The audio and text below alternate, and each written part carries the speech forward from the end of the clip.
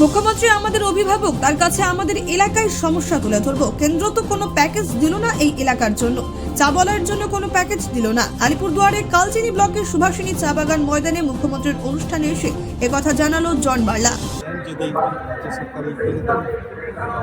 একটু জোরে বলেন। আমি ওইটাও কথা আমাদের মাননীয় মুখ্যমন্ত্রীর কাছে রাখবো। তারপরে হসপিটাল তো আছে, হসপিটাল ইস্যু আছে, চা বাগান বন্ধ বাগান নিয়ে কথা বলবো। এই ওয়েজ হয় নাই, মিনিমাম ওয়েজের জন্য কথা বলবো। তারপরে পিএফ গ্র্যাজুইটি যেভাবে হচ্ছে, বাগানের অবস্থা খুবই খারাপ।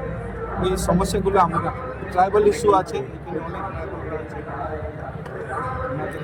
অনেক কিছু আছে। কি মনে হচ্ছে আপনার কতটা প্রতিশ্রুতি পাবেন? আশাবাদী। এখন উনি আমাদের মুখ্যমন্ত্রী, উনি আমাদের গার্জেন এই রাজ্যের। তো আমার সমস্যাগুলো কোথায় রাখুন? ওনার কাছেই তো রাখুন, উনি তো সলভ করবেন। আর তো কেউ নাই এখানে রাজ্যে। আমাদেরকে তো একটা টেবলে যদি না বসি, তাহলে তো এই সমস্যাগুলো সমাধান করতে পারবো না। সমস্যা যদি আছে তাহলে তো ওনার সাথেই বসতে হবে, আর কেউ তো নাই এখানে। কেন্দ্র তো একটা প্যাকেজও দিল না চা বাগান, তাহলে আমরা কিভাবে? অনেক বাগানগুলো এই প্যাকেজগুলো কিছু পাচ্ছে না, অনেক বাগানগুলো বন্ধ হয়ে যাচ্ছে, শ্রমিকরা প্লাইন হয়ে যাচ্ছে, রোজগার নাই।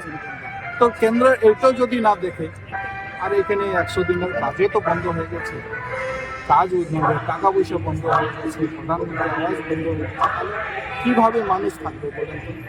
বাড়ি ঘর নাই, শুধু দিল্লি বোম্বে যায় কাজ করে, নিজেদের বাড়ি ঘর বানায় কতদিন? যে কেন্দ্রের কথা বলছেন সেই কেন্দ্রেরই আপনি পূর্ব এমপি ছিলেন। আমি অনেক বলেছি, কিন্তু আমার কথাটা শুনলো না। আপনারা জানেন, আলিপুরে একটা হসপিটাল আমরা তৈরি করেছিলাম, প্যান্ডেল স্যান্ডেল সব হয়ে গেছে।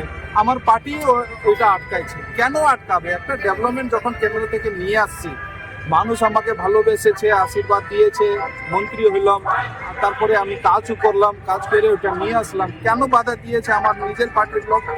তাহলে এইভাবে কিভাবে মানুষ বিশ্বাস করবে? মানুষ বিশ্বাস করতে পারছে না। যে দলে থেকে আপনি কাজ করতে পারছেন না, তাহলে কি আপনি মুখ্যমন্ত্রীও আসছে এখানে? Bureau report, news capsule.